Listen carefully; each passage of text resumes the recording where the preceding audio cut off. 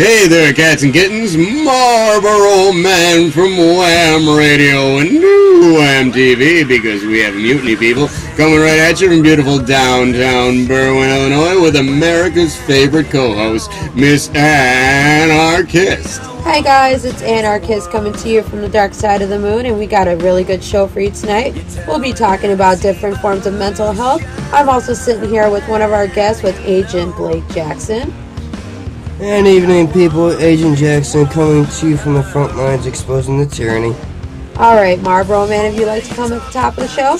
Why, certainly, Ann, I would. We'd like to first of all thank our sponsors and donors to the events and show that we do. The Berwyn Public Library tops our list today, sponsoring our fundraising event. We would like to thank them very much for all of their hospitality. And then we'd also like to thank McNeal Hospital for being very patient with our patients. And Rocky's Pizza in Westchester for donating the $25 gift certificate for the raffle. Yeah, the raffle that we just had this past week, which was a big success. We want to give a big thank you to George's Tavern for hosting our fundraising event. We actually made over $50 in donations, which is a small start for a great cause. That's right, Ann, that's right. And I would also like to point out that we are doing an event at George's Tavern now every single week, as per requested by our sponsors and donors. And it seems that we are making people happy there, so I'm very happy about that. Also, the winners of the raffle are, number one, we have, for the $25 gift certificate from Rocky's Pizza in Westchester, Mr. John Baker was a winner. And then we also have Miss Lim Combs. She won the guitar that we were raffling off. So congratulations, everybody. You guys were great. And free lessons do come with that electric guitar, so please let us know you have a card. All right then, Marlboro. So today we're gonna, like I was saying in the beginning of the show, we're gonna talk about mental health and why it's so important. Now, the first topic of mental health we wanted to discuss was being positive, thinking positive, and why it's so crucial to mental health and stability. So what would be your first point about positive thinking, Nick? Well, the power of positive thinking is it's about you. It's really about what you want, and it really comes down to what motivates you every single day. So the thing that wakes you up in the morning, the thing that you really want at the end of the day, is what actually motivates you at the beginning of the day, and that there lies the crux of positive thinking. I would say so. I mean, my own personal experience, I've always had depression pretty much my whole life, and been struggling with suicidal thoughts and negative thinking. And I would say it's so much easier to think negatively than it is about being positive about yourself. But positive thinking really changes the playing field for you. And sometimes a lot of people wouldn't agree with me on this, but a little prayer goes a long way when it comes to positive thinking. I think so. I would have to agree with that, Ann, most definitely. Matter of fact, thanking Jesus for your blessings and just going over them, one at a time, just a little bit, only takes about 5 minutes. It's not a big deal, but it's a big help, and it's also prayer. So it does two things at one time, and it really, really contributes to your positive mental health. As a matter of fact, one of our correspondents, Brandon, does motivational speaking now, and he learned that from us. Oh, yeah. We had Brandon on the show, I think, a couple of times, and, he took inspiration from us doing things that we do. I would say he does really well doing motivational speaking. Hopefully we can have him on the show again next time. But when it comes to positive thinking, I think that it's easier to count and be grateful for what you do have, because a lot of people have a tendency to look at what they don't have. Yes, and when you think about what you do, it reminds you of what you can appreciate and what you do appreciate. A lot of people don't appreciate what they already have, and it's so easy for them to forsake those things because they're looking at, well, I don't have this, and I don't have that, or I don't have that fancy job, or I don't have those titles, or I don't have those degrees, or I don't have this. But it's like, you woke up in the morning, you got 2 arms, 2 legs, a mouth to feed, and you know, like things, the bare basic things that there are people out there, they don't even have that. What you speak of is the sin of envy. And I just want to make sure that everyone is clear on the difference. There is envy and there is jealousy. If you are envious, you covet something that someone else has. If you are jealous, you're afraid someone is going to steal something that you have. So let's just all make sure that we know the difference between the two. And remember, envy and jealousy, quite frankly, both are technically a sin. Don't overindulge. And another thing, when it comes to being grateful for what you have, it comes with a certain level of humility. That's right. You got to be humble about what you have and what you don't have, and how you think about things. Like when you're grateful for stuff, you're very humble, you're down to earth, you're accepting of what's real to you. Usually people who are not humble, they usually got their head up in the clouds, and they got these high expectations of not only of themselves but of other people around them. And sometimes when your expectations are that high, you know, people will never be able to reach your expectations, and that's how you lose friends. That's how you make enemies. That's how, you know, your life literally spins out of control, is when you have pride. Yep, and that's actually why I took to the streets back in 2012, was because I knew that if I actually got that record deal, I knew I'd be stuck up. So that's why I decided to actually put myself at, basically, to turn myself dirt. Because, one, like I said, if I would have been making money, which I could have, I already know I would have been stuck up. So I took to the streets. Now I know both sides. I see both sides. And you know, coincidentally, it's kind of funny that you mentioned that, because you started out by giving up that deal, and what happened was it followed you anyway, and you ended up back with that same deal again, it just through another different organization of people. Yep, and actually, with part of my dream, it was to be able to get a record deal. But then again, at the same time, we also do have a studio, which I'm really hoping we can get to soon, because that's actually one of my coping skills. Oh, let's keep raising money for that vehicle, people. And we are asking for donations of a vehicle to the Oak Park Avenue Baptist Church so that we may continue to function on this project. That's right. Now on to the next topic. I think is also very important, because I think at the probably close to the end of the show, you'll see that there's actually a trinity at the end, because we're talking about positive thinking mental, you know, that's your mind. We're talking about now emotional stability, and why is that very important. And emotional is going towards your heart or your spirit or your soul. Emotional stability to me is actually very key and crucial, because what we care about and what we feel for is also what that drives us to do what we do. Like when you're on a quest, or if you're on doing something, you know, going back to school, trying to get that job, trying to, you know, go forward in life, usually you have to care about something first, and care comes from the heart. That's right. They call it anxiety. Yeah, the opposition to care would be anxiety. Right. Very interesting, isn't it? Yeah.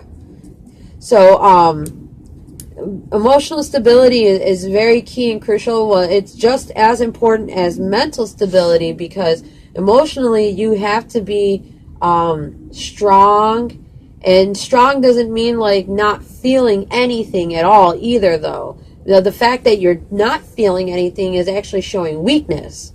Right. Because you are afraid to feel the pain, or to feel the pleasure, or the pleasure of pain, or the pain and pleasure, or you know what I mean, vice versa, to have that experience, and to be able to go through that experience and learn from that experience and to do something with it. You know who I want to ask about this? I would like to ask Agent Jackson what his take is, and the reason I'm asking him is because he just recovered at the beautiful 5 North facility at McNeal Hospital, which is a 5-star facility, and he was able to get some top-notch mental health work and training. So let's understand, Agent Jackson, from your point of view about the whole mental stability issue, you know, like not throwing a fit when things don't go your way.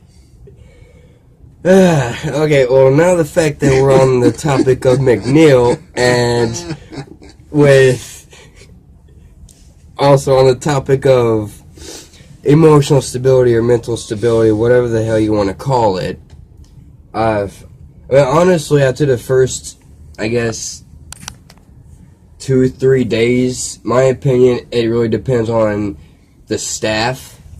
Because at first, don't get me wrong, I was actually,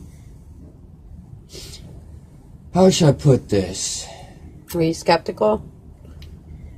I was very suspicious because I usually do not trust people at first sight. I usually really don't. And when I went in there, of course, I was very untrustworthy of the people. And don't get me wrong, when I left, there's actually one staff that I honestly do miss. And that's because that one staff actually listened and respected me and my views. And the only reason why I say that is because when I told them I smoke weed, yeah, I do. Don't get me wrong. I smoke herb. I smoke the plant. My opinion on that is because honestly, it helps. But we'll get to that topic a little later. Just in a quick interjection, it is the best antidepressant there is. It's classified as a hallucinogenic, which makes it one of the best antidepressants because it is not a pharmaceutical drug. And yes, that is true. But the stay, honestly, I'm not gonna sit here lying bullshit or beat around the bush. The stay was actually pretty decent. The food, not too bad. The staff, honestly, after the first 2-3 days, not too bad. You know? But then again, like I said, there's certain points for different topics. We'll cover that later on. So going into from emotional stability, and your experience of being there and stuff, Agent Jackson, what kind of coping skills did they talk to you about? Since that's going to be the next topic, right. Coping skills and self-sustained motivation. Like, what kind of coping skills did they bring to the table, or tools they gave you to help you deal with things that are going on in your life? Tools which, by the way, take a man over 50 years to acquire. Right. Honestly, the coping skills I've heard that honestly, apparently according to studies or medical studies, whatever you want to call it, is that they say that in order to be able to get like a better night's sleep, in order to do that, don't drink caffeine or eat like sugary, items. Well, for me, honestly, it has a different effect. And don't get me wrong, yeah, sometimes I do love to have sugar. But there was, going for long walks, like 30-minute walk to an hour walk, especially if you're depressed, help get your mind going.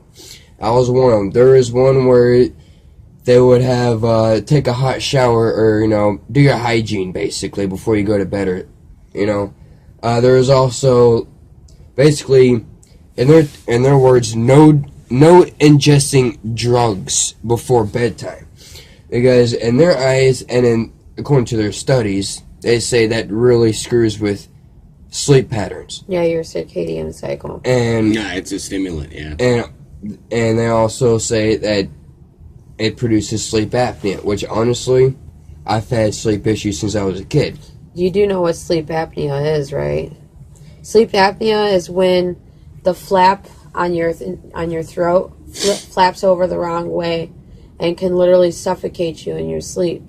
So what it is anytime you ingest certain types of drugs, and it may not necessarily be cannabis, but it could be other stuff too, especially heroin or any kind of depressant. Usually what happens is, to a degree, your body, it's not that it becomes lazy, it becomes unable to do certain functions involuntarily that you would normally do involuntarily without you telling it to do it. Right. You know what I mean? So sleep apnea is when you literally can suffocate in your sleep. Yes, unfortunately, I can speak on the fact that your body does wear out. In fact, I am actually undergoing treatment at the moment to keep myself alive. But the reason is because my body wore out. It's over with. It's done. My body no longer functions the way it's supposed to, and I require a treatment to keep it functioning the same way. It's very strange. So what kind of coping skills do you have to help you deal with that, Marlboro Man? Well, that's a good question, Ann. One of the things that I do is make a plan every night before bed and every morning. I go back over the checklist of whatever my plan was supposed to be, and I try to hit every mark as the day goes by. Today I got terribly distracted from my plan. However, I did follow the signs, and I was able to come out slightly ahead. But it was not too bad. It's still a mechanism. It's still something you have to do. One of the other things that I do, and I am a big fan of, is meditation. Oh, that's good. For me, myself personally, like I said, I suffer from depression and anxiety. I've had multiple suicide attempts for many years, but my coping skills for me to deal with what's going on in my life is my first is always going to be my artwork and my writing. So I like to draw and I like to write. And usually writing and drawing is usually like my first go-to, especially when I have racing thoughts. Another coping skill I have is listening to music. But I have to really be mindful of the music that I'm listening to, because I'll sit there and listen to stuff that's really depressing and it'll just take me down a whole other level. And then I have to be careful listening to music that's highly stimulated, because I can still be down but then be energetic and still be down. So I'll be depressed, but I'll be energized about being depressed, and then it'll probably make me want to kill myself even more. So my favorite kind of music I like to listen to that always keeps me on the go and keeps me leveled out is actually video game music, because it's actually, a lot of people don't pay attention to the music in their games, but I do, and there's a lot of music out there in video games that's amazing. It's relaxing, very hypnotic, and it's easy music to sit there and get into. It has no lyrics, so it cannot suggest certain things to you. It's kind of one of those things where it's just something that you can easily sit there and listen to without it being biased. And that really speaks to one of the coping mechanisms that I use, which is sensory deprivation. I'm a big fan of sensory deprivation, and lo and behold, so was Albert Einstein. In fact, just so you're aware, what sensory deprivation actually is, that's where you deprive yourself of all the senses. So you stay in a dark room, kind of like being under the covers. Think about it like that. And there's no heat, there's no cold, there's no visual, no light. Right, don't let any light in, no sound, not anything like that, and you're just simply letting your mind complete thoughts. And that's what Einstein used to do. In fact, he would lock himself in a dark room and just let his mind come to the natural completion of thoughts. Very important. Okay, and now the next topic we should get into is talk about different kinds of medication. When people go through different phases in their life, sometimes meds are usually prescribed, and usually the person who's involved in the treatment, do have a say-so in the type of medication that they take. Like, for example, like I said, I've told people I'm about 5 months pregnant, and today I went to my doctor and I told her, look, I had a really bad reaction to this medication you prescribed me on, and I'm actually taking blood thinners right now, and the first set of blood thinners that she gave me a rash, and I had a really bad allergic reaction to it. It literally spread all over my body. And her first thing is, stop taking it, don't take it anymore.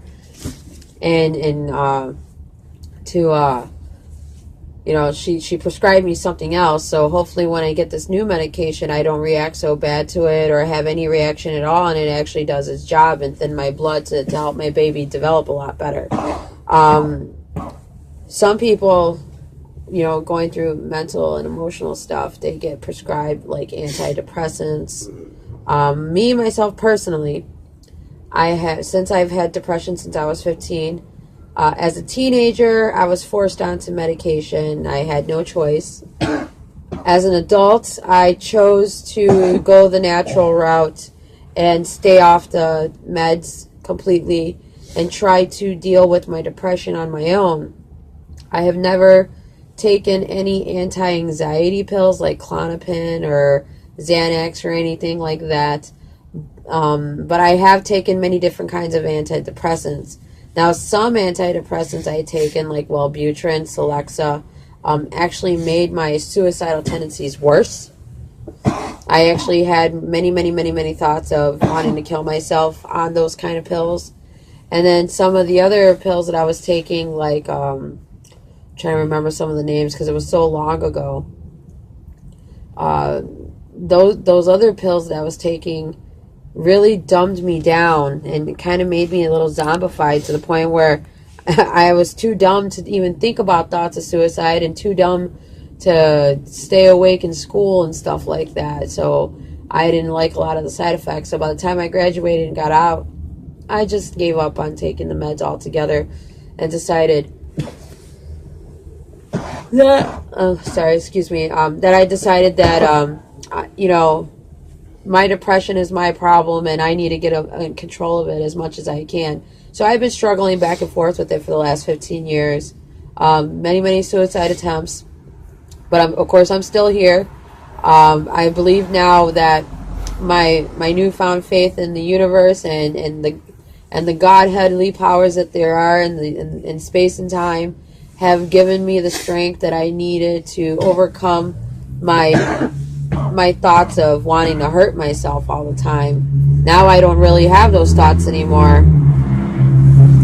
But you guys have any experience with your meds? Yes, actually, I have an experience with falling asleep in school. I remember when that used to happen to me. Mainly because I just really wasn't interested. I was bored. It was stuff that I already knew all the time, so I really didn't care. But my stepmom, I remember, she recommended I take speed to stay awake in class. What a big that didn't work. No, it did not work. I took speed for a week. It worked for a week, and the next week I was more sleepy than ever. Bad stuff. Don't do that. How about you, Agent Jackson? Honestly, me and pills, we don't get along. That's why, actually, back in 2012, I actually decided to go cold turkey off of all pills, and I decided to take the excuse me. I decided to take the other route and the other natural route, and I started to smoke weed. Honestly, I tried it for the first time. The natural remedies do work the best.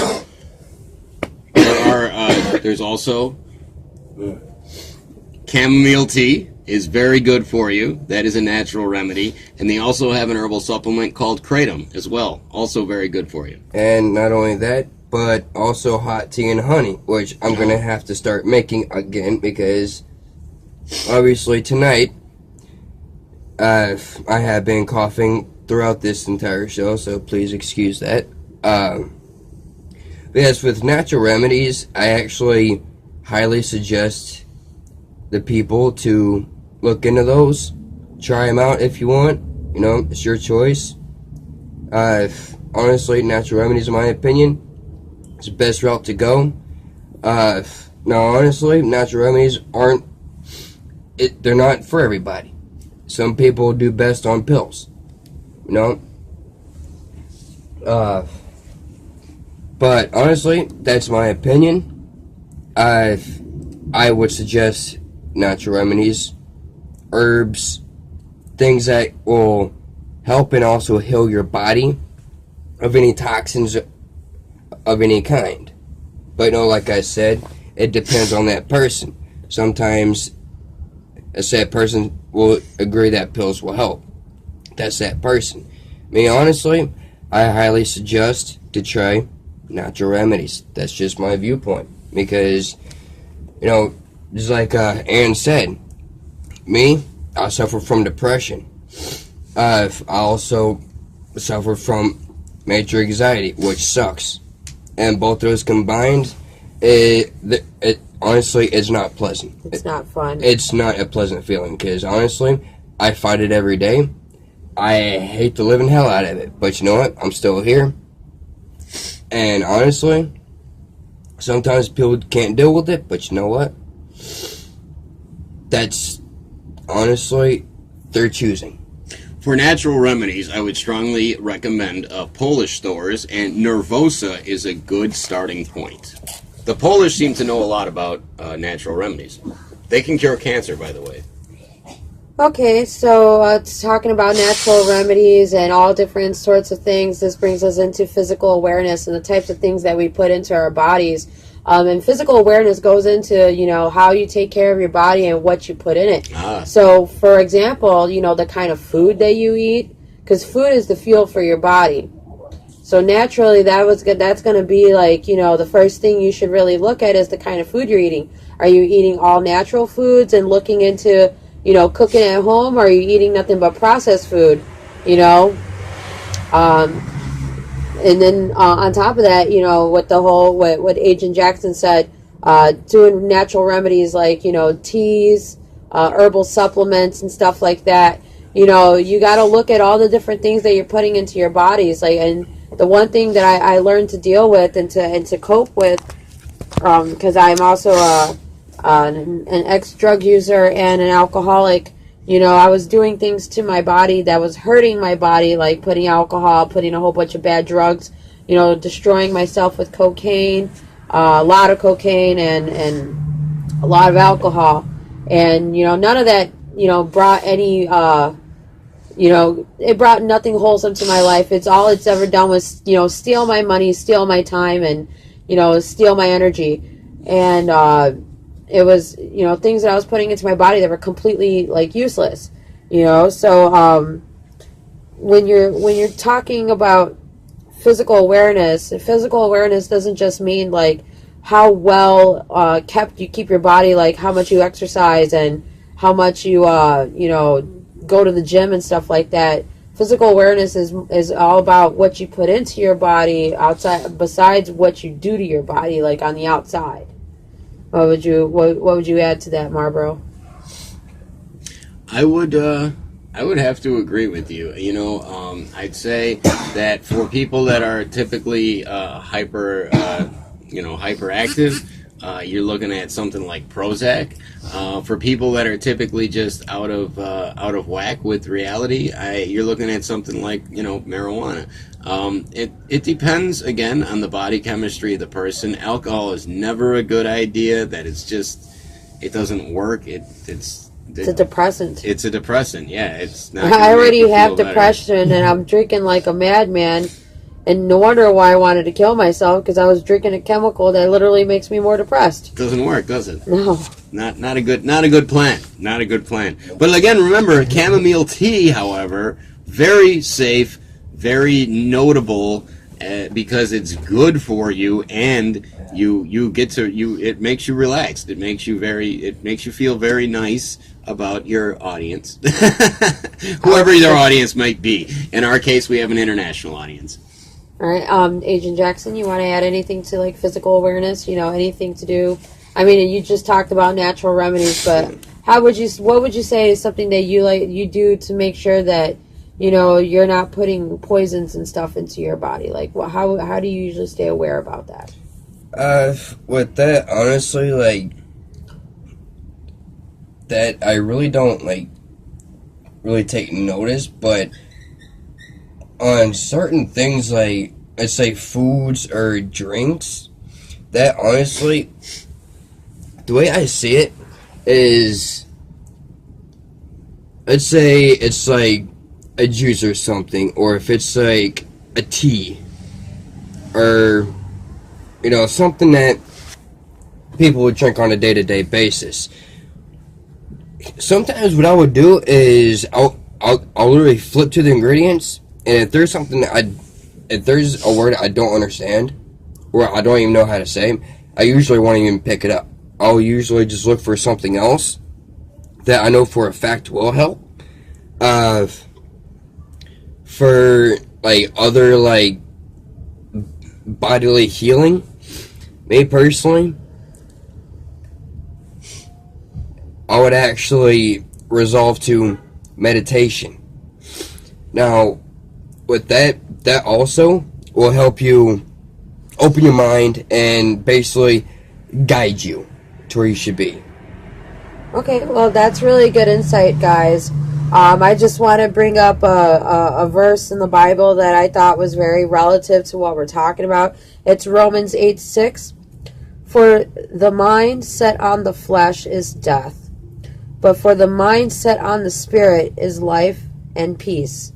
So even though we have these physical bodies, we don't need to stay focused on them. Doesn't mean that we don't need to take care of them, because our bodies, of course, are houses, temples to our divine selves. So I'm saying we have to take care of them, but at the same time, we can't be too focused. We can't be obsessive about our looks, about our, physical being, because our spiritual being is what we should really be maintaining and what we should really be focused on. And the way I interpret that is, if you focus on the future, the present will take care of itself. And congratulations to Anne for her baby and being pregnant and having a baby. That's fantastic. Fantastic. All right, guys. Well, let's try to wrap up this show really quick. Marlboro Man from WHAM Radio, because we have a Mutiny Radio, people. Signing out. This is Anarchist coming to you from the dark side of the moon, and I'm signing out. And this is Agent Jackson. Take care, people.